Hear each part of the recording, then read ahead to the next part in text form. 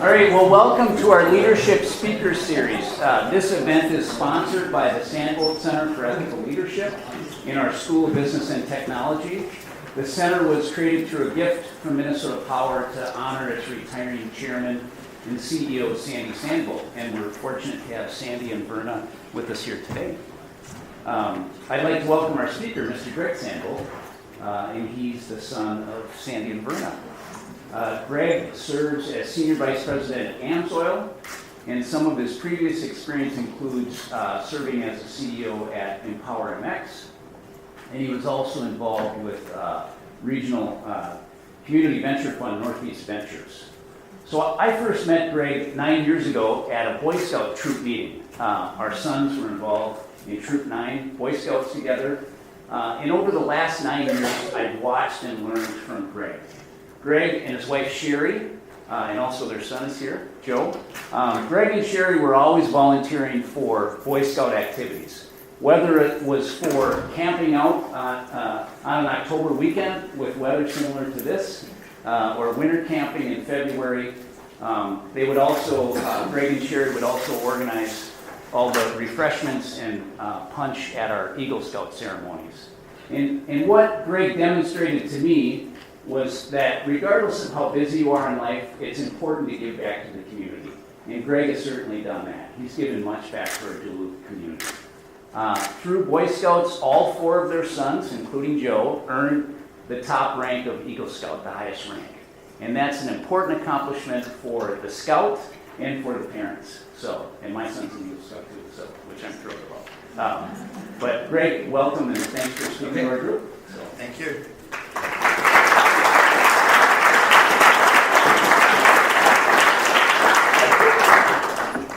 Thank you very much. I asked Rick out in the hall how many of you were required to be here as opposed to here out of personal interest. And I think what he said was that some it's a class, some it's an extra credit opportunity, which leads me to believe that there's a lot of personal vested interest on your own here. I'm not offended by that. That seems realistic to me. I hope that by the time this is done, you'll have found something interesting in its own right. What I thought I'd do today is just talk a bit about my own career history, what I do today, and then from those experiences of my own, a little bit on some of the things I've learned along the way. I will try not to get bogged down and skim over some areas lightly, and we'll see how it goes.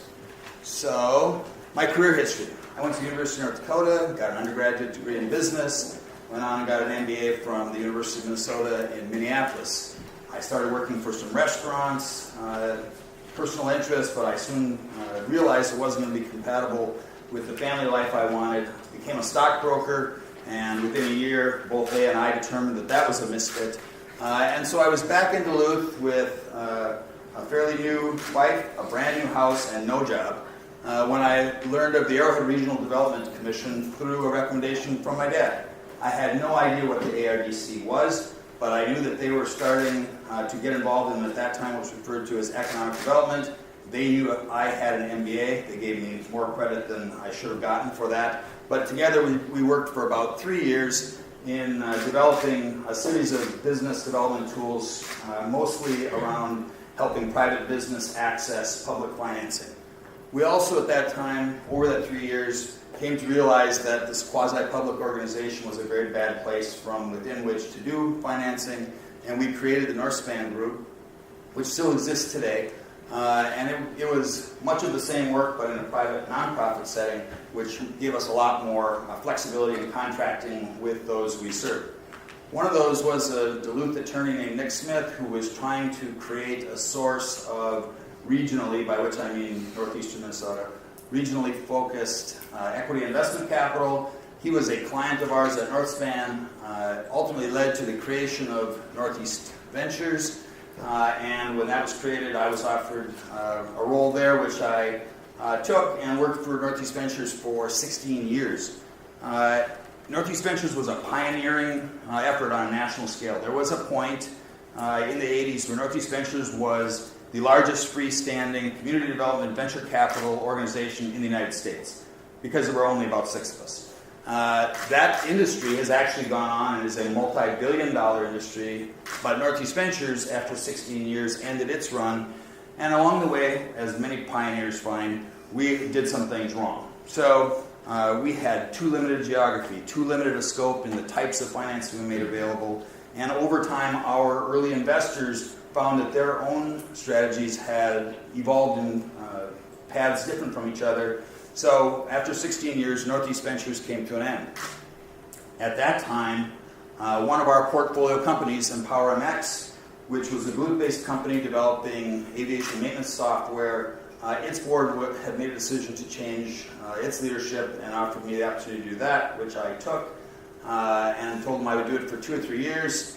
Really was not something I saw as a career because, frankly, I thought either the company would be successful and be sold, or the company would move, or the company would fail, as many early-stage companies do. EmpowerMX, in the 3 years I was its CEO, added facilities in the Twin Cities and a fairly significant outsourcing operation in India. And then we came to the ultimate realization that we couldn't support all three, and so made the difficult recommendation to close Duluth and maintain the Twin Cities in India. And I was, again, looking for something new and interesting to do. So, let's see. AMSOIL. I was actually introduced to AMSOIL by a couple of mutual acquaintances who did not work there but knew its ownership. I honestly knew almost nothing about AMSOIL at that time. They didn't have their name on the arena. They were sort of invisible to me on the Duluth side of the bridge, and I knew very little about them. But I met some of the ownership, and over a period of conversations over a month or so that summer, they made clear to me that they were looking to build on their North American footprint internationally. I made clear to them that if they're looking for an international sales guy, that was not my interest or experience, but if they wanted someone to essentially do an internationally focused startup within their company, I thought we might have some fit. So that's what we decided to do. AMSOIL has as its slogan, tagline, the first in synthetics. I'm going to try to do this very quickly. This is a whole story in itself. But our founder, Al Amatuzio, was a jet fighter pilot. He realized that his plane, on which his life depended, flew only using synthetic lubricants. He thought that would make sense on the ground as well. Some of you try to start your car in the winter and it groans and moans, and people say, well, your battery is dead. That's not your battery, that's your oil. It's churning, it's thick. So he said, well, we should use synthetic oil on the ground in cars, trucks, etc. This was in 1970, 72, and the whole world told him he was crazy. Major oil companies tried to undermine his credibility. They told their customers, you have to use real oil, don't use that fake stuff. They sued him. They tried to put him out of business. But Al was a very persistent sort and stuck with it. Of course, today, all of those same naysayers from 45 years ago all have synthetic oil as their own top of the line. The technological question of what's superior is over. There is no question. But in the meantime, AMSOIL has grown steadily across the bridge in Superior. They made an early mistake by putting cans of AMSOIL on the shelf and assuming it would sell itself. It did not. It was about 3 times as expensive at that time as mineral oil. And on the shelf in Napa or a similar store, it just didn't sell itself. He was introduced at a point of quite high risk to AMSOIL in terms of its own survivability to a woman from Kansas who had some experience with multi-level marketing. And she said, what you need is an audience or a customer that will listen to your salespeople. So the multi-level marketing concept was adopted by AMSOIL, where independent dealers who believed in the product would sell to their friends, neighbors, relatives, etc. And the companies had 30-plus years of consecutive growth as a result of that. Today, that MLM focus in North America resulted in over 40,000 independent dealers for AMSOIL. Some of them buy for their own personal use and get a discount for doing so. Some of them sell millions of dollars of synthetic lubricants annually and run very sophisticated businesses focused solely on that. We have today 12 distribution centers in North America, so we can reach our customers within 48 hours anywhere in North America, and we have over 300 employees. Of those 300, very rough terms, about 100 are in our corporate office building on Tower Avenue in Superior, about 100 are in the plant at the foot of the Bong Bridge, and about 100 are in our distribution centers around North America. So upper left, that's map of distribution centers, picture of the inside of the plant, and a picture of our main plant. That's about 400,000 square feet. That's where we blend and package all the AMSOIL products. So Since I met the ownership of AMSOIL 8.5 years ago, a lot has happened. And that's really what I'm going to talk about next, is what do I do today. We have at AMSOIL now a group called the WITS Group. Come on. Well, you got to know, Rick. There we go. Okay, so what we've tried to do, building on those initial conversations in the summer of 2009, where AMSOIL said, look, we have a very strong focus in our multi-level marketing in North America, but AMSOIL had also tried on 2 different occasions over the previous 35, 40 years to expand internationally, and it failed both times. So what we talked about that summer was how AMSOIL and we together might build the international business. And we decided to pursue that. I'll talk a minute about what's some of the accomplishments. But since that time, what AMSOIL has also done is look for other areas we can build on our core strengths, our technology strengths, and our experience in synthetic lubricants into new markets. And in the past 8 years, we've moved into international, then a group called Technical Sales, and then WIN. But WITS made a better acronym, so it's not the order that they grew, but it's how it's referred to today. The WITS group today has 36 employees. 16 of them are remote, 4 in China, and the other dozen all across North America, which is evolution in AMSOIL's own business model, because when I got to AMSOIL, we had no remote employees. Everybody worked in Superior, other than our distribution centers. And nobody was allowed to work remotely. That has changed quite a bit. These 3 areas are also the fastest growing areas of our business today. And I'm going to discuss each of them briefly in the order that they were developed, rather than in the order of the acronym. Okay, so international was first. I was hired in the summer of 2009. I was the international department, and there were essentially no sales. AMSOIL had actually sold internationally and liked to say at that time that it sold into over 60 countries around the world, which was true. With tens of thousands of dealers, it was inevitable that some would have contacts in other countries and would occasionally sell them a quarter case of oil. That happened, but it wasn't in any way strategic. It wasn't in any way scalable. We set out to change that. We determined very early on that we were not going to do the MLM model, the multi-level marketing model. There are complexities in other countries. It's not allowed in some countries. Frankly, as the international department, myself, I was not attracted to the MLM model, and so we agreed that we would do a more traditional method of distribution. So we seek distributors in countries around the world who understand their markets, who have financial capability, who are existing businesses, ideally have some lubrication knowledge, though not always. And then we would either on a non-exclusive or exclusive basis give them rights to distribute our product in their countries. Pretty straightforward. When I started, we spent 6 months organizing and digging through files that were dispersed throughout the country, finding any international agreements that may exist. We found a contract with a gentleman in Guatemala that gave him exclusivity for the whole country with no performance measures and no end to his contract. So we sent a lot of registered letters around the world terminating relationships in case they existed, so that once we became established, somebody wouldn't come out of the woodwork. So the first 6 months was organizational. After that, we started identifying, recruiting, and securing international distributors. Today we have over 50, I think as of this month, it's 56 distributors. We sell product on a strategic, scalable basis into over 60 countries. We essentially take the same products that are in North America, sell them internationally. So it didn't require a big shift in our technology, in our product mix. We have introduced a few products that are international only, a fuel additive in China and particular oils for Southeast Asia.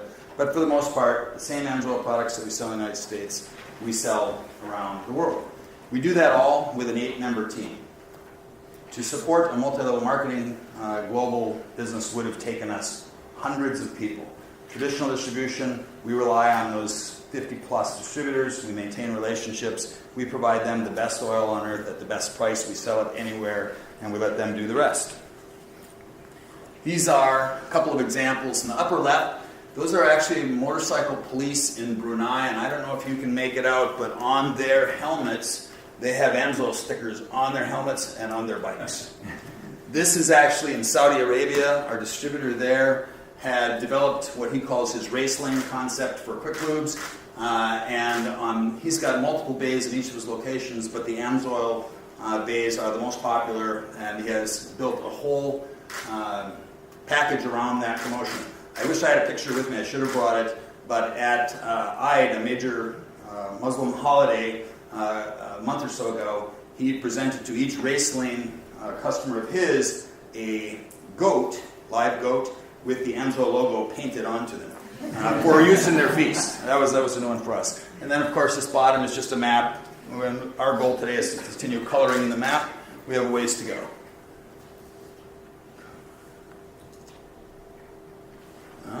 Closer yet. Okay. The second group in the WITS group is technical sales group. After I'd been there 2 or 3 years, and international was getting some traction, I was offered the leadership of the technical sales group as well. In very simplistic terms, the technical sales group is business-to-business corporate direct sales. Since our whole history, we had no direct sales from AMSOIL at all. It was all done through independent dealers. So our whole business model was to support those independent dealers and let them sell.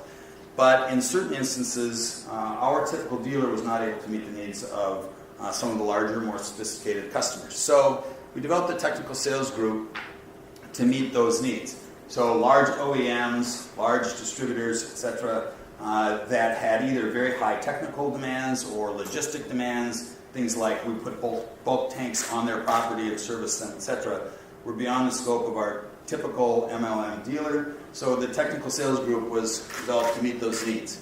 We have 2 primary areas of that business. One is selling AMSOIL branded products to end users. An end user might be a manufacturer who uses it in their production, or it might be a large customer who uses it in their own equipment on the road. But either way, their demands exceed the needs of our typical dealer.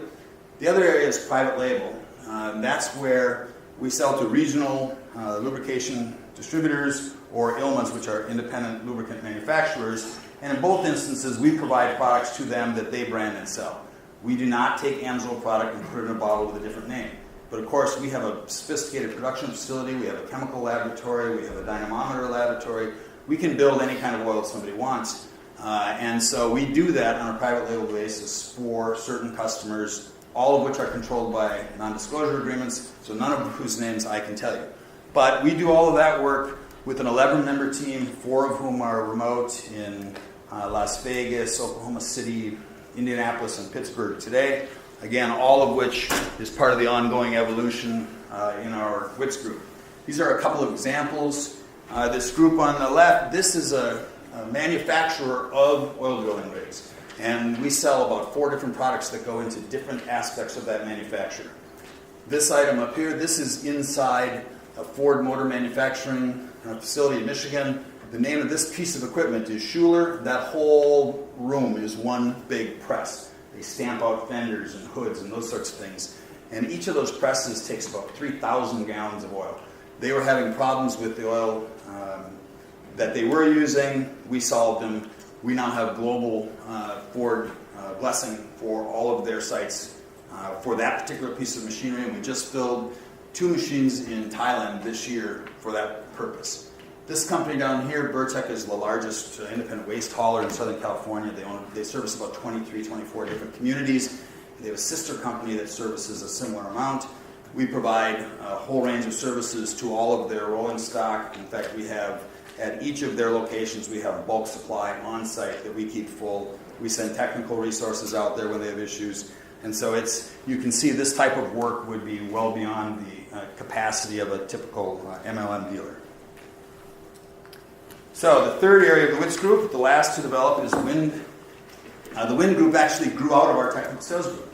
We were approached by a number of wind operators. And when I'm talking about wind, I'm talking about industrial scale power generation. The big towers, 300 feet high, that you see in southern Minnesota, Iowa, up on the Laurentian Ridge, and particularly if you go further west into the Dakotas, down to Texas or California. They approached us. Again, I don't want to go too technical, it would get boring fast, but they were having a lot of problems and none of the products on the market they felt could solve them. We developed a product that solved the problems. At the time we started, a typical oil change on a wind turbine was done every 3 years. Today we offer an 8-year guarantee, and we'll soon be surpassing 10 years, which is bad for our business model on one hand, because instead of changing the oil every 3 years, we're only changing it every decade or longer. But it's also good for our business because we've obtained a global presence in the wind market. In fact, I was saying to Rick beforehand that AMSOIL products currently run or lubricate the main gearboxes in roughly 1/3 of the megawatt class wind turbines in North America, US and Canada, and growing rapidly. So that's not something that happened by accident. It's taken a lot of work on the technical side and a lot of work on the sales side. As we've been doing this work, the industry itself has changed dramatically, and so we've also had to stay on top of that. There used to be a much larger universe of smaller customers. Now there's a smaller universe of larger customers. As the OEMs, the equipment manufacturers who build the turbines, have gotten into offering long-term service agreements, we've ended up with them as our customer, and they've squeezed us pretty hard. Most notable on that, in that area for us, was the announcement about 11 months ago by General Electric that they had adopted AMSOIL as their global factory fill for wind turbines. What this meant for us, this was a culmination of about 7+ years of work. We had to displace Castrol, which on a global scale is a household name, particularly in Europe and Asia. They've actually been kicked out of General Electric's facilities. We also had to establish distribution to 3 sites in China, 2 in India, 1 in Brazil, 1 in Germany, and their main North American facility down in Pensacola. We had to do that all within the last year, and have done so. So it's a bit of we have a sort of the tiger by the tail, but it's a great opportunity for us and growing extremely rapidly. We have a 4-person team coming on board. We've hired all 4 of them. They're all in China. We have a Chinese subsidiary that will be in place before the end of this year, and our European subsidiary for wind was formally registered last month. So it's another high-growth area for AMSOIL. A couple of pictures. The one on the upper left is one of our distributors in China that's actually in the Mongolian desert in western China. In that you can see the base of the wind tower. The one on the left is in Salzburg in Germany at a GE facility where we supply all of the lubricants for the main gearboxes. And the one on the bottom is in eastern Oregon where we supply the largest General Electric wind site in the world. So we have a lot going on. Each of these issues, or each of these areas, have their own strategic issues. These are not all of them. In wind, this global industry consolidation has really played havoc with our strategy. When we came into this thing 10 years ago, R&D, but actually in the market 7 and 8 years ago, we had much more robust profitability projections because we were anticipating 2 things. Number one, we'd be changing the oil every 5 years, which was going to be our promise over the then common 3. And our pricing at that time was significantly more attractive than it is today. That's because when we were selling to a large number of small customers, we had more leverage in the relationship than we do today, where we're selling to a smaller number of large customers. But it's still a very attractive and fast-growing market for us. In our international group, we have ongoing evolution in regulatory and labeling requirements, increasingly complicated. The EU is a particular challenge for us because there's no recognized single authority that can tell you here's the rules for labeling your bottles. You can imagine with 23 member states, it's difficult to label in every country's language by itself, but also comply with all of the regulations. So this is an area of constant change for us. And in technical sales, we have not only the technical hurdles of developing products to meet the needs of our customers at the prices that they're willing to pay, but we also have sort of an ongoing tension between the half of us that's trying to sell the AMSOIL brand and the half of us that's trying to sell private label product. Those create some channel conflicts that we have to be mindful of daily. And then on a company-wide basis, there's the ongoing move toward electrification, particularly in vehicles around the world. So far in 2017, Volvo has announced that all of its new models introduced 19 or after will be either hybrid or fully electric. Germany, all of the big three there, Mercedes-Benz, Porsche, and BMW are all heavily investing in electrification. General Motors has recently announced a renewed push. And we have countries like the UK, France, etc., all setting targets for the elimination of gas and diesel-powered vehicles over the next 25 years. China is the biggest player in both automotive production and in wind. So as they figure out what they're going to do and the timing on which they're going to do it, we may be impacted negatively on one side of our business and positively on the other, and so we're trying to make sense of that as time goes by. So now I'm going to talk about some things that I've learned in what I just described to you as my career. I'm going to tell you that these are not rocket science. These are probably not unique insights. You've probably heard many or most of these things already, but I can also tell you that these are all true in my experience. So first of all, these are things I've learned important. Show up. It's amazing to me how often we have things scheduled and people don't show up. That can be very successful, highly placed individuals as often as less successful, but it's far too frequent that people don't show up. You've heard it said the world is run by those who do, and that's true. Secondly, and closely related, is be on time. My partner in the venture fund used to tell me that being late for a meeting was the same as stealing, and I've come to agree with that. You get to a meeting and there's 8 people there, and it starts at 10, and the meeting waits till 10:10 for somebody to show up.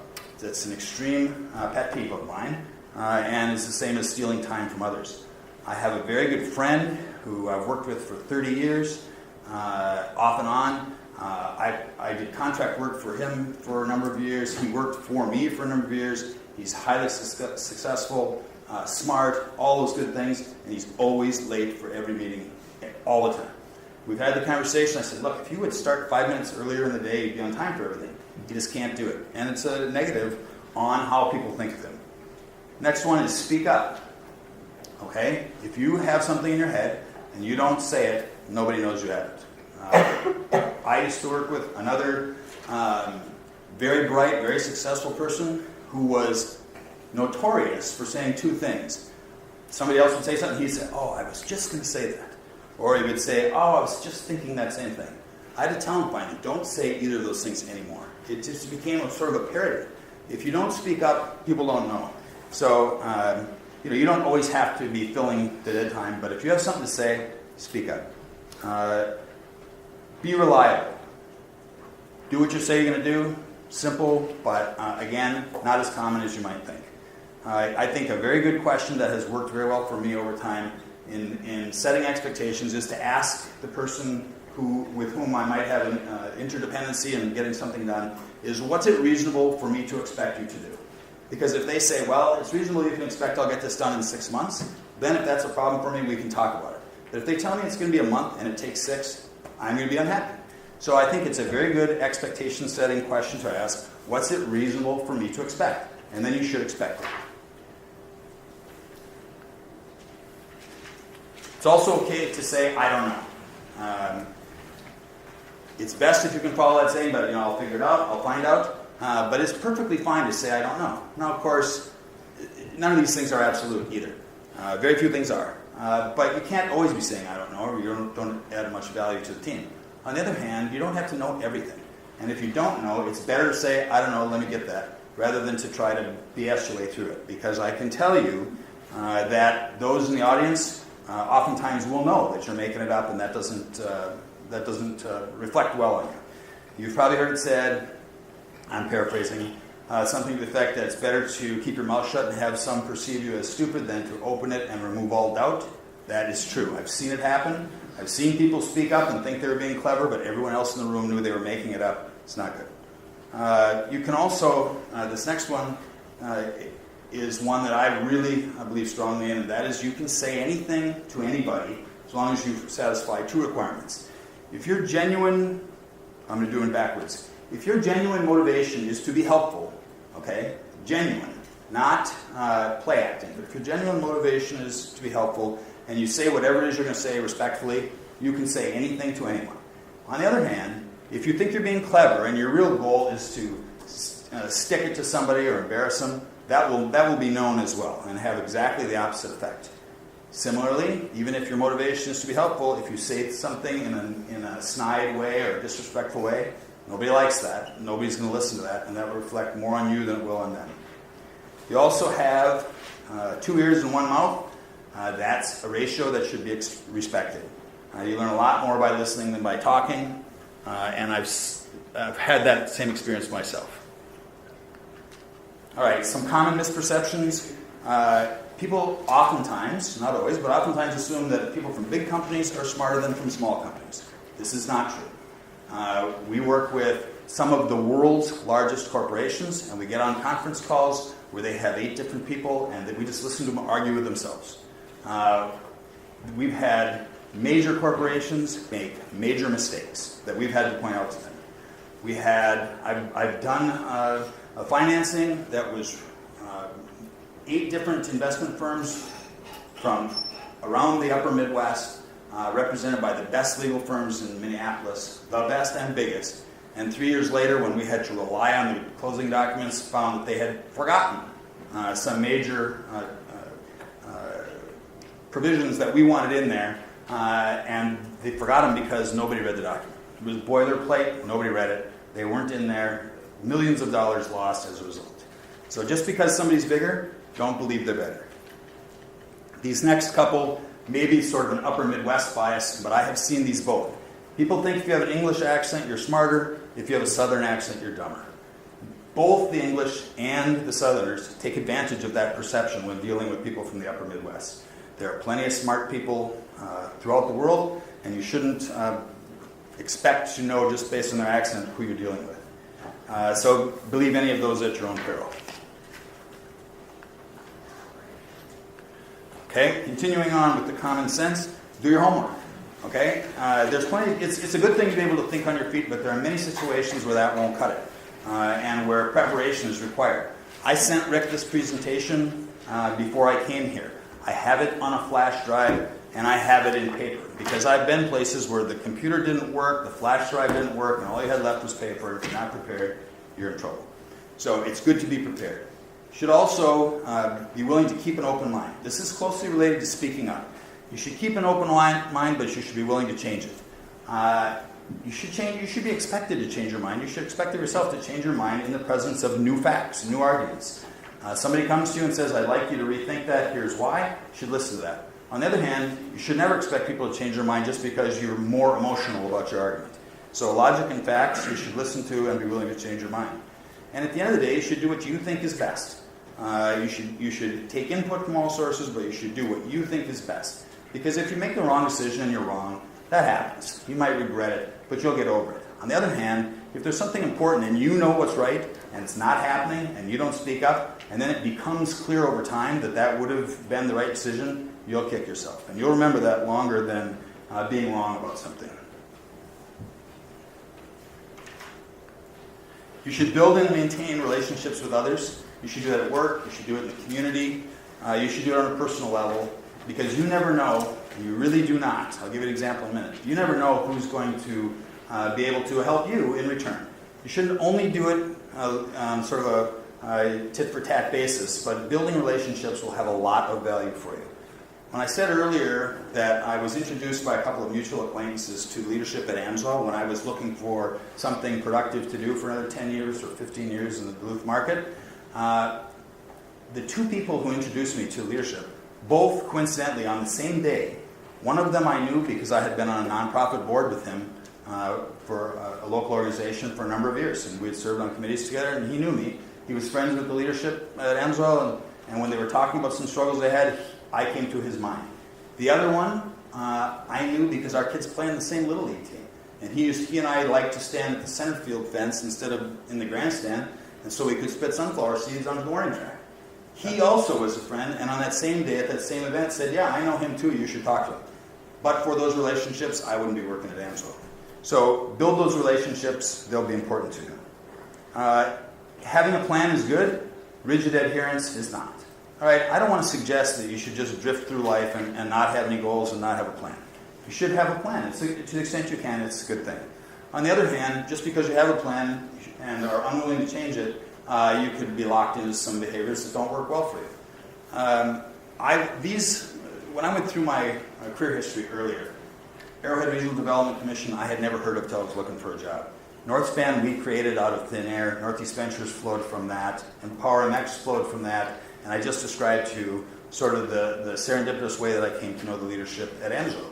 I could not, 2 years in advance of any of those career moves, have predicted them. Would never have known that they were even possible. So having a plan, I still had a plan to move forward, but I didn't know the specifics. So you've got to be flexible, adapt, and move forward. And that leads me to my last, which is something my dad said to me a long time ago. He said that in his experience, do your best where you are and good things will happen. He told me that when I was probably in my late 20s. And I thought, oh, that's nice, Dad, but you got to have a plan, you got to go after it, you got to set goals, blah, blah, blah. I didn't really fully appreciate it. But it is true. If you do your best where you are, that will be good for where you are today, and it will open doors for the future. So, as you think about your own futures, I hope some of these observations, I know they're common sense, I know they're not breakthrough ideas, but I hope some of those might be helpful to some of you. And with that, I'll entertain questions.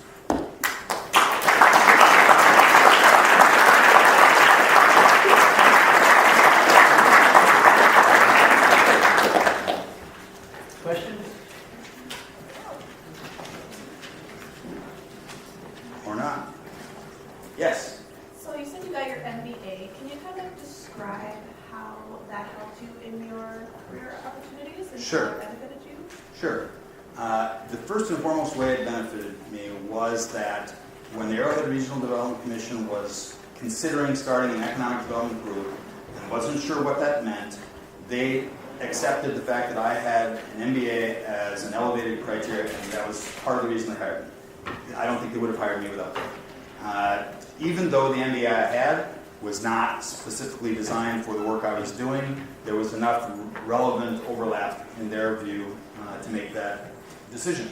Much as in the way that when I started with AMSOIL, the specifics they were looking for were a little unclear. The specifics I had didn't match. We didn't think exactly, but there was a lot of overlap that was relevant, and we decided to give it a try. Yes? Do you think it was important for your work ethic to work at the places before AMSOIL? Or would you have preferred to work at AMSOIL sooner? That's a good question. AMSOIL's worked out really well for me. We've been a good fit for each other. But the other things I did, though I couldn't have planned them in advance, if I hadn't done them, I wouldn't have been well positioned for the opportunity at AMSOIL. Part of the reason that I was attracted to them was because they were looking to essentially do a new business startup inside their organization. They had tried twice to expand internationally and failed, and they were looking for someone who could take responsibility for that business unit. What I had just spent almost 20 years doing was developing business plans, reviewing business plans, building management teams, changing management teams, arranging financing, and building businesses from scratch. And so I didn't know anything about lubrication. I hadn't changed my oil in 15 years at that time. I really didn't know anything about AMSOIL. But a lot of the skill sets they thought were transferable. So if I hadn't done those things, I wouldn't be working at AMSOIL either. So I don't know if I can say that I'd go back and wish I had done it in a different order. I know that it wouldn't have been possible. Thanks, Rick. That's it. Okay, thank you.